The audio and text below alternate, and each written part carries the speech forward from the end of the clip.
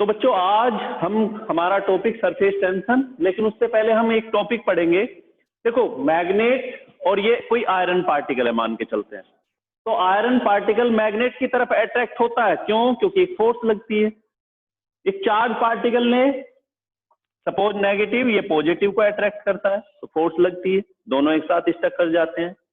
इसी तरह से हम किसी कॉपी के ऊपर किसी कॉपी को चिपकाते हैं, प्लास्टिक को चिपकाते हैं या कॉपी के ऊपर लिखते हैं। कभी सोचा है कि कॉपी के ऊपर लिखते हैं तो इंक पेपर को क्यों पकड़ती है? कुछ ना कुछ है वहां भी, एक फोर्स है, अट्रैक्टिव फोर्स है ना।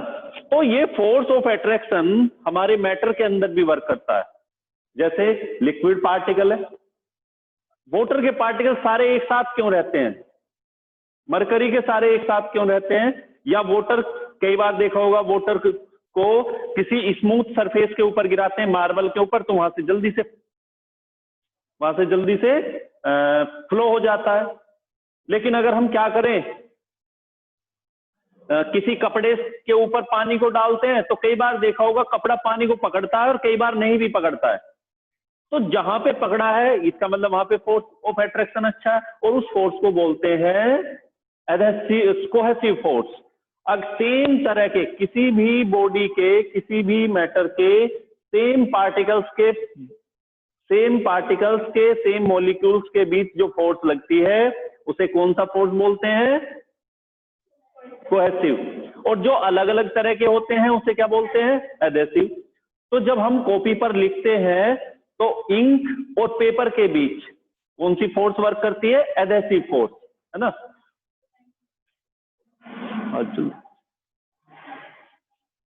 अभी मैंने बोला कि मान के चलते हैं आप अपने हाथों को पानी में वॉश किया वाटर के साथ, और फिर आप क्या करते हो? हैंकी निकालते हो। घर पे हो तो क्या बोलते हैं उसको? टावल से उसको क्या करते हैं? वाइप करते हैं, पूछते हैं आखिर क्यों? ऐसे भी तो हो सकता था, ऐसे करोगे तब भी तो पानी अलग होना चाहिए हाथों से, लेकिन नहीं होता। कुछ ना कुछ ड्रॉप्स वाटर की हमारे हाथों को के साथ स्टक रहती है, हमेशा चिपकी रहती है। उसका रीजन कि वाटर पार्टिकल और हमारे हाथों के बीच कौन सी फोर्स वर्क करती है? एडेसिव। अलग अलग मॉलिक्यूल्स के बीच एडेसिव और सेम तरह के मॉलिक्यूल्स के बीच कोहेसिव। तो जब हम अपने हाथों को इस तरह से झटका देते हैं तो सारा पानी हमारे हाथों से, सारी ड्रॉप अलग नहीं होती, कुछ ड्रॉप्स फिर भी चिपके रह जाती हैं। रीजन है कोहेसिव फोर्स। वाटर पार्टिकल और हमारे हाथों के बीच का जो हम अगर अपने हाथ की बात करें, सेम तरह के मॉलिक्यूल्स हैं, एक हाथ को दूसरे से चिपकाएं तो कोहेसिव फोर्स और एडेसिव फोर्स के बीच कंपैरिजन होता है। अब जो भी ज्यादा होगा वो वर्क करता है। तो यहाँ पे एडेसिव ज्यादा होता है किसके बीच? वाटर पार्टिकल और हैंड के, स्किन के पार्टिकल्स के बीच। लेकिन अब अगर थोड़ी देर के लिए हम अपने हाथों को किसमें करें? ऑयलिंग कर लें। ऑयलिंग का मतलब अपने हाथों के ऊपर थोड़ा सा ऑयल लें और उसको मालिश कर ले और उसके बाद पानी के अंदर डालें और फिर इस तरह से करेंगे तो देखोगे कि वाटर ड्रॉपलेट्स कम मिलेंगी। इस बार वाटर ड्रॉपलेट्स हमारे हाथों के ऊपर नहीं रुकने वाली। क्यों? क्योंकि एडेसिव फोर्स की वैल्यू ऑयल को लगाते ही कम हो जाती है। ऑयल को लगाते ही वो जो फोर्स था उसकी वैल्यू डिक्रीज हो जाती है। अब तुमने देखा होगा कि अगर कोई मेटल है और इस मेटल के साथ हमें दूसरी बॉडी को चिपकाना है तो सर फेविकोल यूज करते हैं, या मेटल के केस में क्या करते हो? मेटल के केस में हम क्या करते हैं? उसे सोल्डरिंग करते हैं। हॉट सोल्डरिंग और कोल्ड सोल्डरिंग, दो तरह की सोल्डरिंग होती है। तो करते कैसे हैं कि जब हम मेटल को एक से दूसरे के ऊपर चिपकाते हैं तो वेल्डिंग देखा होगा तुमने कहीं पे, जब कहीं से गुजरे होगे कहीं ना कहीं चांस की बात हुई होगी, या स्कूल में भी तुमने देखा होगा अपनी बिल्डिंग के आसपास कि जब हम एक रोड के ऊपर दूसरे को चिपकाना होता है तो उसे क्या करते हैं कि वेल्ड करा लें। कोई मेटल टूट जाती है तो क्या बोला जाता है कि इसे वेल्ड करा लो और वेल्ड से ये चिपक जाएगी। होता क्या है कि मॉलिक्यूल्स के बीच एक रेंज होती है फोर्स की। उस रेंज के अंदर जो भी, उसे बोलते हैं इंटरमोलिकुलर फोर्स। उस रेंज के अंदर जैसे उस रेंज में दो पार्टिकल आते हैं तो क्या होगा? उनके ऊपर एक फोर्स लगने लगती है, फोर्स ऑफ अट्रैक्शन, और वो दोनों एक दूसरे के साथ चिपक जाते हैं।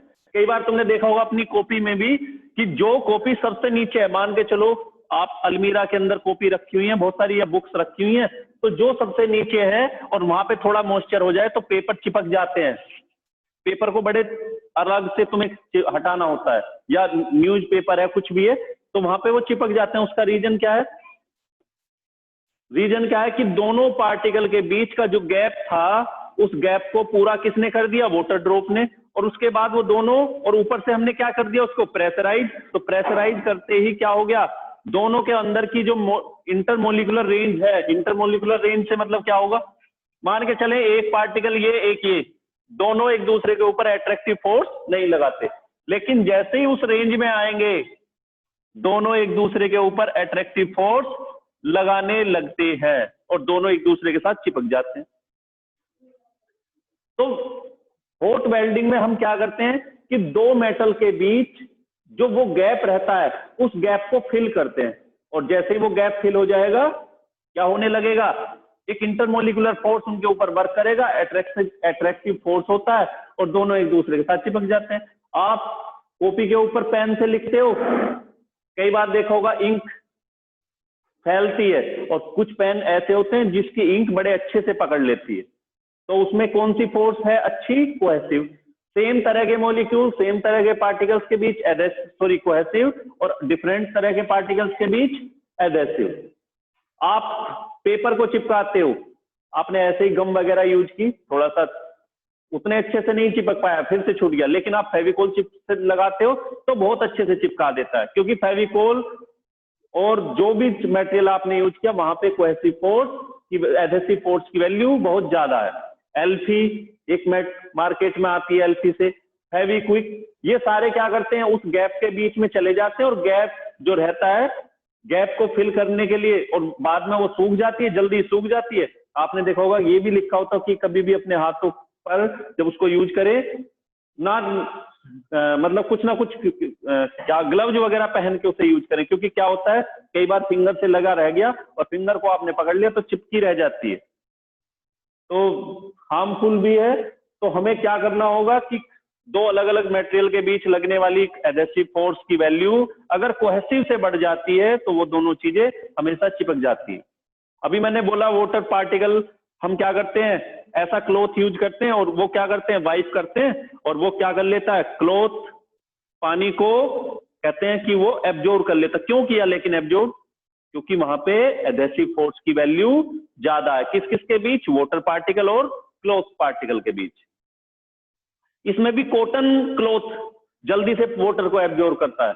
अगर आप जो टाइलोन या इस तरह से बोलते हैं वो उतना जल्दी से वाटर पार्टिकल को नहीं पकड़ता है, क्योंकि वहां पे कोहेसिव की वैल्यू ज्यादा होती है। दूसरा, अगर किसी ग्लास को लें, मान के चलें किसी ग्लास को लें और ग्लास शीट को, और ग्लास शीट को हम पानी के अंदर डालें और फिर निकालोगे तो देखोगे कि वो ग्लास शीट किस में भीग जाती है? पानी में। आप झटका भी दोगे तब भी कुछ ड्रॉप उसके ऊपर रह जाती है। क्यों? क्योंकि adhesive force between glass particle and the water particle ज्यादा है उनके सेपरेट फोर्स से। और सेपरेट फोर्स कौन सी होती है? कोहेसिव, जो ग्लास पार्टिकल के बीच या वाटर पार्टिकल के बीच, जिसमें सेम तरह के पार्टिकल होंगे, सेम तरह के मॉलिक्यूल्स होंगे, दैट इज कोहेसिव, और डिफरेंट पार्टिकल्स के बीच एडहेसिव। यहां तक समझ आ गया कि पार्टिकल के अंदर भी वो पार्टिकल भी एक दूसरे के ऊपर फोर्स लगाते हैं, और वो फोर्स कौन सी होती है? कोहेसिव। डिफरेंट तरह के पार्टिकल तो एडहेसिव बन जाती है। चलिए, लेकिन बच्चों मरकरी के केस में, मरकरी को अगर हम गिलास में फिल करते हैं या गिलास में या किसी कंटेनर में भरना चाहें, आप अगर टेस्ट ट्यूब के अंदर वाटर को डालते हो और उसको बाहर निकाल देते हो, फिर भी कुछ ड्रॉप वाटर की टेस्ट ट्यूब में लगी रहती हैं। गिलास की सीट का मैंने एग्जांपल दिया, पानी के अंदर डालेंगे और बाहर निकाल लेंगे, कुछ वाटर ड्रॉप गिलास के ऊपर रह जाती हैं। लगेगा कि ये भीग गया है, जिसे बोलते हैं भीग चुका है। हाथों को पानी के अंदर डालते हैं तो भीग जाते हैं हाथ, लेकिन अगर ग्लास शीट को मरकरी के लिक्विड में अगर डालोगे तो वो उसको नहीं भिगोता है। बोले सर ऐसा कैसे? क्योंकि वहां पे कोहेसिव की वैल्यू एडहेसिव से ज्यादा होती है। अब अगर कभी भी आप पानी को मान के चलो फ्लोर पे फैला देते हो तो देखते हो कि पानी फैल जाता है, पूरे सरफेस को गीला कर देता है।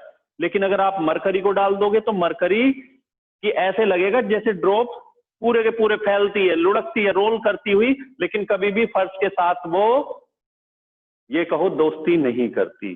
दोस्ती क्यों नहीं करती? क्योंकि वहां पे कोहेसिव की वैल्यू ज्यादा है। लेकिन वाटर और फ्लोर के केस में एडहेसिव की वैल्यू ज्यादा हो जाती है। भाई मान के चलो ये एक तरह का मटेरियल, इसके पार्टिकल के बीच फोर्स लगती है।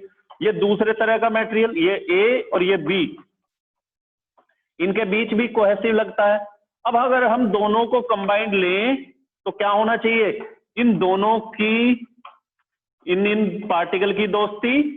अब क्या होगा? मान के चलो ये वाला फोर्स, ये पार्टिकल इससे दोस्ती करता है तो फोर्स लगती है। अब अगर इसकी दोस्ती इससे अच्छी होगी तो क्या होगा? ये पार्टिकल इसके साथ साथ किस पे अट्रैक्टिव फोर्स ज्यादा लगाएगा? इस पे। अब अगर इसकी इससे ज्यादा होगी फोर्स तो क्या हो जाएगा? ये इससे चिपक जाता है, अपने को छोड़ के दूसरे पार्टिकल के साथ चिपक जाता है। उस कंडीशन में बोला जाता है कि एडहेसिव की वैल्यू इंक्रीज हो चुकी। जैसे आप पेपर को बोलते हो, पेपर चिपक, आप प्लास्टिक को लो, एक प्लास्टिक के साथ दूसरे को, और पानी डालो दोनों के बीच, क्या चिपकेगी? नहीं। लेकिन उनके बीच क्यों नहीं चिपक पाए?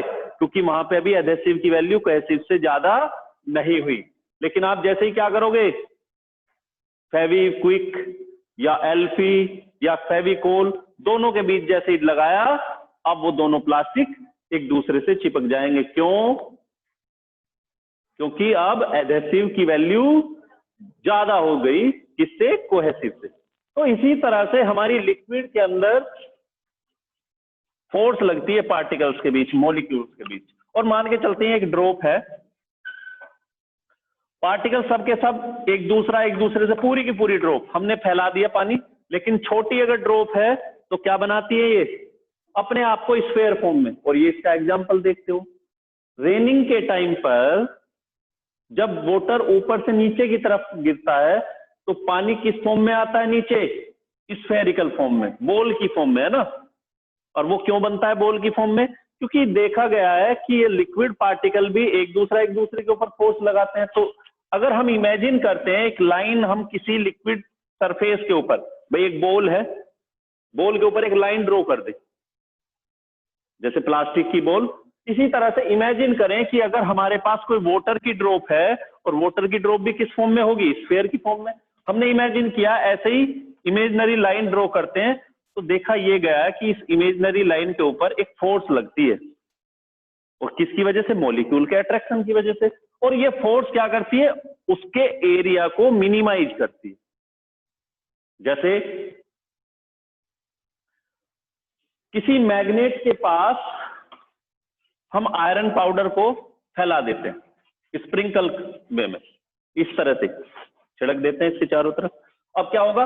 वो सारे के सारे पार्टिकल इसके पास आके इकट्ठा होने लगेंगे। क्यों इकट्ठा होने लगेंगे? क्योंकि फोर्स अट्रैक्टिव है। और अगर इकट्ठा होंगे तो क्या होगा?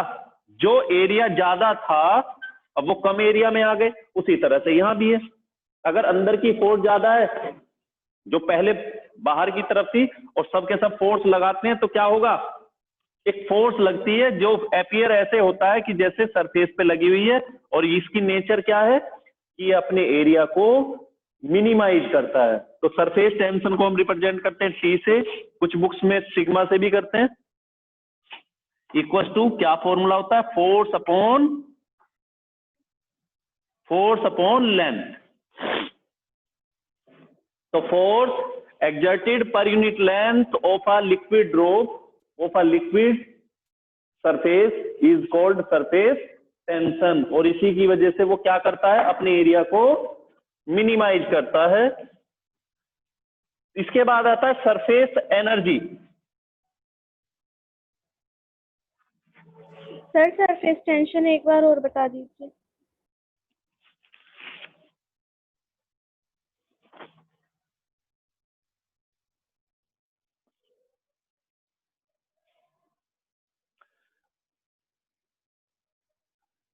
मान के चले हमारे पास ये कोई लिक्विड ड्रॉप है, बड़ी सी बना, बॉल की तरह है 2 डायमेंशन में, क्योंकि बोर्ड है 2 डायमेंशन में दिखाई देता है, लेकिन ये कंसीडर करो कि बाहर भी एक पूरी बॉल है, आधी अंदर बोर्ड के आधी बाहर। अब क्या होगा, मैंने इसको खींच के बाहर फैला लिया, लेकिन क्या है कि एक फोर्स लगती है पार्टिकल्स के बीच, तो अपीयर होता है कि मान के चलो इमेजिन किया मैंने सरफेस के ऊपर एक, ये ऐसे दिखाई दे रहा है, लेकिन रियल में होगी किस तरह से ये लाइन, इस वे में। भाई ऊपर जैसे बॉल है और बॉल के ऊपर हम लाइन ड्रॉ करें इस तरह से, अब इस लाइन के ऊपर फोर्स लगती है, और इसी की वजह से क्या होता है, इसका साइज छोटा होता चला जाएगा। मान के चलो बॉल का साइज ऐसे था, अब ये छोटा होते होते होते और भी छोटा हो जाएगा। और सबसे छोटा साइज कब हो सकता है, हमने देखा कि जब हमने मेंस्ट्रुएशन को पढ़ा था 10th क्लास में, तो हमने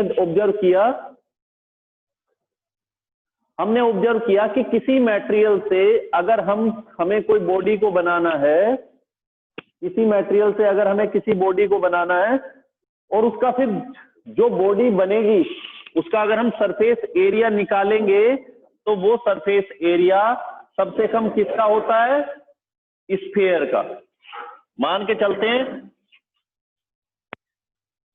चलते हैं हमारे पास कुछ मटेरियल था, हमने उससे क्या बना लिया, क्यूबॉइड।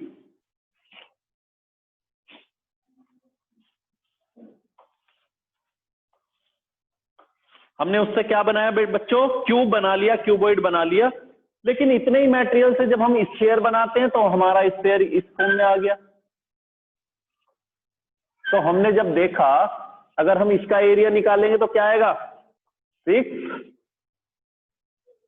ए स्क्वायर, जितना इसका साइड है उससे 6 से मल्टीप्लाई करें, स्क्वायर निकालें 1 से, और जब हम इसका निकालते हैं तो क्या आएगा,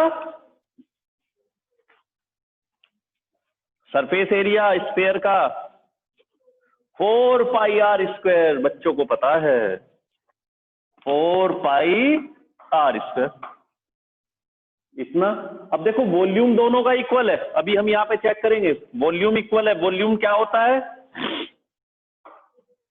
ए क्यूब, इसका वॉल्यूम 4/3 पाई आर क्यूब। तो ए क्यूब, अगर हम ए को आर की टर्म में ले लें तो क्या आएगा, ए इक्वल टू 4/3 क्यूब रूट, ये तो जानते हो, पाई और सिंपल में आर। वहां पे पुट करोगे, सॉरी यहां, भाई ए की वैल्यू आ गई, अब यहां पुट करो तो ए स्क्वायर है, यहां क्या हो जाएगा 4 पाई आर की जगह, अच्छा मैंने ए का लिया है, तो ए इक्वल टू या ये आ जाएगा A/3 4/3 पाई। तो आर की जगह हम पुट करेंगे, यहाँ पे आर स्क्वायर है तो क्या हो जाएगा, a square upon 4/3 pi cube root square.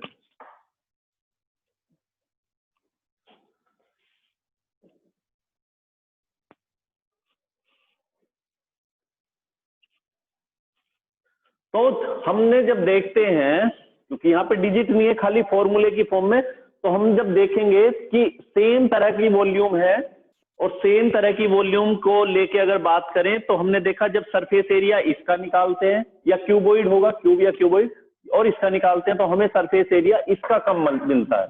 और लिक्विड के बारे में भी पढ़ा है कि लिक्विड क्या करता है, अपने एरिया को, सरफेस एरिया को मिनिमाइज करने की जो नेचर है, दैट इज सरफेस टेंशन। कितना कर सकता है, उसके लिए हम मैथमेटिक्स को यूज करते हैं, और मैथमेटिक्स क्या कहती है सरफेस टेंशन के लिए, कि F/A से हम निकाल सकते हैं। तो सबसे कम एरिया किसका बोला मैंने, सरफेस एरिया स्फीयर का। तो लिक्विड की जो ड्रॉप ऊपर से आती है फ्री इंडिपेंडेंट वे में, फ्री कंडीशन में, फ्रीली जब ड्रॉप होती है, तो वो किस एरिया को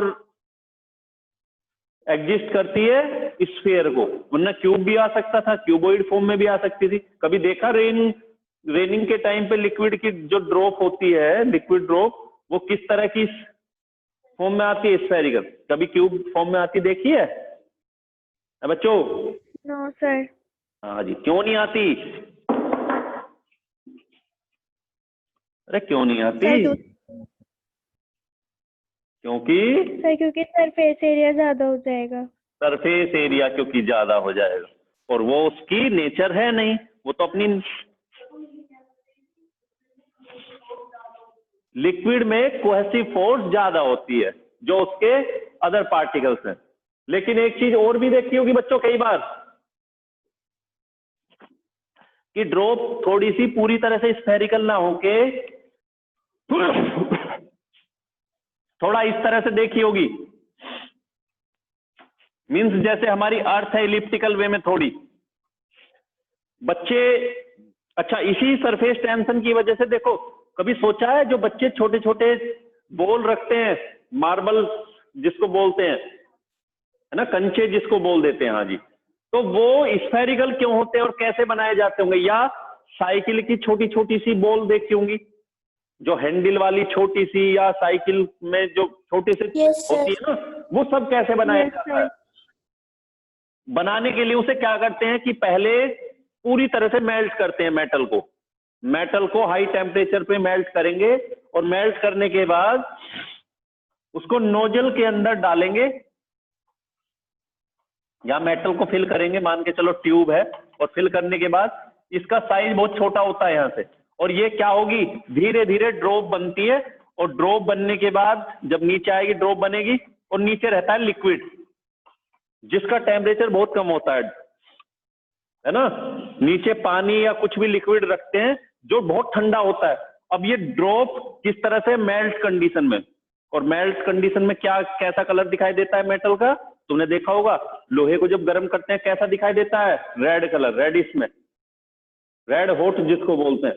और जब वो मेल्ट होके गिरती है तो क्या होगा भाई, यहाँ पे ड्रॉप निकलती है, और यहाँ से यहाँ वैक्यूम रखते हैं, और वैक्यूम जब रहता है तो ये किस फॉर्म में आ जाती है, स्फेयर फॉर्म में, और स्फेयर फॉर्म में आने के बाद जैसे ये इसमें गिरेगी ठंडी हो जाएगी, और ठंडी होते ही वो उसी शेप को ले लेती है, तो बॉल कैसी बन गई, स्फेरिकल।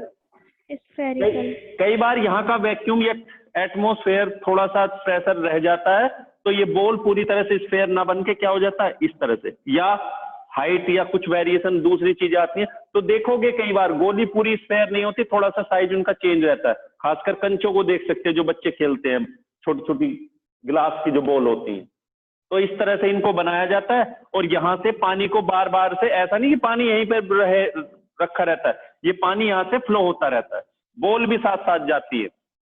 ऐसा करने से क्या होगा कि जो पानी है जो गर्म होते रहता है, वो वापस निकल के और फिर से मशीन से होके फिर से ठंडा होके आता रहता है। ये प्रोसीजर लगातार चलता है, ऊपर से बॉल गिरते रहती है। तो हमें बॉल इस तरह से हम बनाते हैं। इसके बाद नेक्स्ट टॉपिक है सरफेस एनर्जी।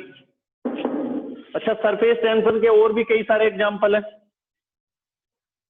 टावल वाला एग्जाम्पल बोला, कॉटन की टावल यूज करते हैं।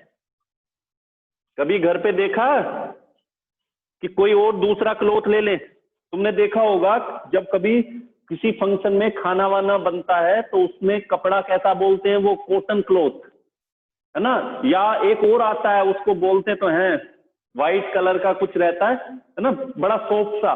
तो बोले सर सॉफ्ट तो आराम से एब्जॉर्ब कर लेगा। वो सॉफ्ट इसलिए एब्जॉर्ब कर लेता है बच्चों क्योंकि उसका जो एडेसिव फोर्स है वो हमने इंक्रीज किया।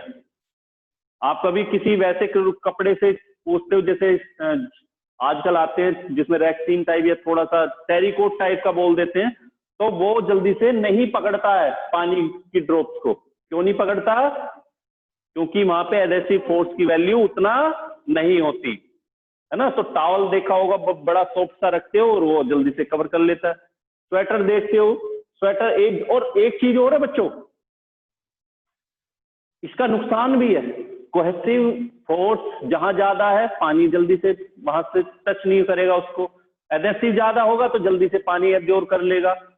सुखाते टाइम भी उल्टा है चक्कर। जब सुखाते हैं उस टाइम पे गड़बड़ है। कैसे गड़बड़ है? जो कपड़ा जल्दी से पानी को पकड़ेगा वो देर से ही छोड़ेगा, सीधी सी बात है भाई। मान के चलते हैं फोर्स है ये कपड़े की पार्टिकल और ये पानी की पार्टिकल, वाटर ड्रॉप। जब अगर पकड़ जल्दी लिया तो क्या होगा, इसको एनर्जी भी ज्यादा चाहिए छोड़ने के लिए। भाई हम क्या करते हैं, वाटर को वेपराइज करते हैं, हीट देते हैं। हीट देने का मतलब क्या है कि उसको, उसके पार्टिकल्स को एक्साइट करते हैं। एनर्जी देने का मतलब एक्साइट करते हैं, जिससे वो अपने एटम्स को, अपने मॉलिक्यूल्स को छोड़ के बाहर चले जाते हैं, वेपराइज होते हैं। भाई कंटेनर के अंदर, मैंने बताया पहले भी, कंटेनर के अंदर लिक्विड फिल करें तो जरूरी नहीं है आप इसको बॉयल ही करें। रूम का टेम्परेचर इतना है, सफिशिएंट है, जो इसको वेपराइज करता है। करता कैसे है? ये पार्टिकल लगातार मोशन करते रहते हैं। बताया था प्रेशर, जिस दिन पढ़ाया था, कि पार्टिकल हिट करते हैं, और जो पार्टिकल यहाँ हिट करेगा वो प्रेशर बन गया, जो पार्टिकल ऊपर जाएगा वो प्रेशर कहाँ, वो तो वेपर में कन्वर्ट हो गया। अब अगर हवा चलती है तो इन पार्टिकल्स को जल्दी से यहाँ से हटाती है, तो बोलते हैं वेपराइज जल्दी हो रहा है। दूसरा, इसको हीट देने लगते हैं तो भी वेपराइजेशन बढ़ जाती है। लेकिन हो क्यों रही है? क्योंकि उनके बीच का जो कोहेसिव फोर्स था पार्टिकल्स का, उसे हम कम करते हैं। और वो है क्यों कोहेसिव फोर्स? क्योंकि उनके बीच की बॉन्डिंग है, और उस बॉन्डिंग को वीक करते हो आप। तो अगर देखा जाए किसी क्लॉथ को, अगर क्लॉथ की और पार्टिकल की बॉन्डिंग अच्छी थी, किस फोर्स की वजह से? एडहेसिव की वजह से। तो सीधी सी बात है, सनलाइट में जब आप एक स्वेटर को देखते हो, स्वेटर क्योंकि थोड़ा सा उसका जो वूल जिसको बोलेंगे, उसके जो धागा होता है वो उतना एडहेसिव फोर्स नहीं रखता वाटर के साथ, जितना कि कॉटन क्लॉथ रखता है। तो सीधी सी बात है, अगर फोर्स उतना नहीं रखता तो वेपराइज भी जल्दी होगा पार्टिकल, वाटर का पार्टिकल भी जल्दी निकल जाएगा उससे। तो कभी भी देख लेना, जब सुखाते हैं धूप में, तो कपड़ा कौन सा सूखेगा जल्दी? जो कपड़ा सॉफ्ट ज्यादा होगा, जो जिससे हाथ जल्दी पोंछते हो, जो बिल्कुल अच्छे से साफ करता है, तो वो देर से ही सूखेगा, ये भी गारंटी है। जो कम पोंछता है हाथों को, वो जल्दी सूख जाएगा। सॉक्स है, जल्दी सूख जाती है, चाहे कितनी भी कैसी भी हो। कंबल है, वो भी जल्दी सूख जाएंगे। जो वुलन क्लॉथ होते हैं जल्दी सूख जाते हैं। क्यों? क्योंकि उनकी पानी के साथ दोस्ती उतनी अच्छी नहीं होती, और ना होने का रीजन एडहेसिव की वैल्यू कोहेसिव से कम। Very good. अब बात करते हैं सरफेस एनर्जी की। अब इसमें जो फोर्स लगती है, तो सीधी सी बात है, कुछ एनर्जी भी रखता होगा। जैसे ये हमारे पास श्री राम का धनुष बाण, और यहां हमने डोरी को लिया है। अब जैसे ही डोरी को खींचेंगे तो क्या होगा? इसमें एक एनर्जी आएगी, नहीं आएगी? और जिसे क्या बोलते हैं? Potential energy. इसी तरह से आई क्यों? क्योंकि हमने फोर्स लगाया, इधर पार्टिकल ने लगाया अपोजिट डायरेक्शन में। इसी तरह से सरफेस के अंदर भी फोर्स लगती है, और इस फोर्स लगती है तो क्या होगा? ये सरफेस एक एनर्जी को पजेस करता है। इसके पार्टिकल के अंदर जो एनर्जी फोर्स है, उसी की वजह से एनर्जी पजेस करेगा, जिसको हम बोलते हैं सरफेस एनर्जी। और फॉर्मूला क्या होगा सरफेस एनर्जी के लिए? बताओ बच्चों। सरफेस एनर्जी इक्वल्स टू, पहले था force upon length, work done. वो वर्क कितना करते हैं? वर्क किस में कर रहे हैं? अपने एरिया को रिड्यूस करने में, अपॉन एरिया।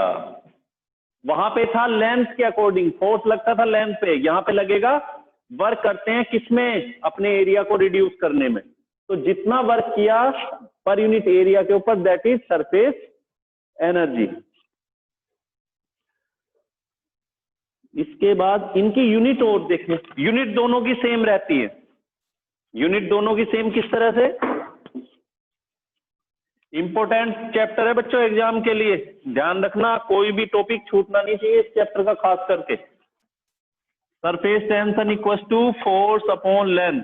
यूनिट क्या होगी? mlt-2 upon l। क्या आएगा? mt-2। Unit kilogram per second square. अब सरफेस एनर्जी की बात करेंगे, work upon area, surface energy. Work unit ml2t-2, L2 क्या आ जाएगी? mt-2। यूनिट दोनों की सेम, या डायमेंशन फॉर्मूला दोनों का सेम ही होता है। चलिए, इसके कुछ एग्जाम्पल्स हैं, वो पढ़ लेना। सरफेस एनर्जी की वजह से कैम्फर के पार्टिकल अगर वाटर के अंदर डाल दें तो वो डांस करते हुए नजर आते हैं। उसका रीजन है सरफेस टेंशन। अगर इरेगुलर